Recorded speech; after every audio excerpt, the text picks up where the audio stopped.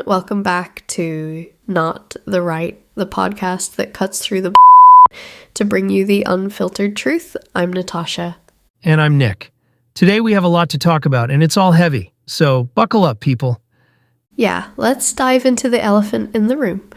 Almost 200 missiles launched in retaliation for Israel's ongoing aggression against anyone who isn't Israeli or white. No, that's not hyperbole. That's reality. Despite this, we hear about minimal casualties in Israel. And you know why? 1. Israelis have massive bomb shelters to hide in. 2. Israel hides its military installations in suburban neighborhoods. That's right, they use their own civilians as human shields. Does that ring any bells for anyone? Yeah, the same tactic they accuse others of using. Funny how that works, huh? But what's really sickening is that they've been doing this for decades, and the world turns a blind eye. Meanwhile, the Palestinian people have been bombed relentlessly for 7 decades. 7 decades of genocide. And let's call it what it is. This isn't about defense. This is about erasing an entire people. And it's not just the bombs. Israel is trying to provoke a regional war. Why?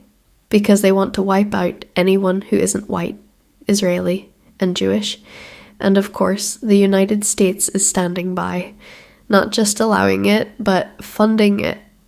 That's right, our tax dollars are paying for these war crimes. Speaking of tax dollars, let's pivot for a second.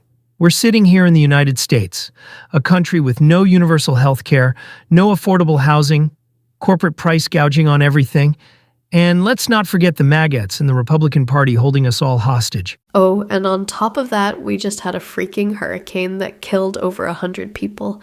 A hurricane, Helene, that devastated communities, and what does our government do? FEMA is underfunded, under-resourced, and meanwhile, we gave Israel $9 billion right before the hurricane hit. $9 billion to a country committing genocide, while we have a $9 billion shortfall in FEMA, the very agency that's supposed to help disaster victims.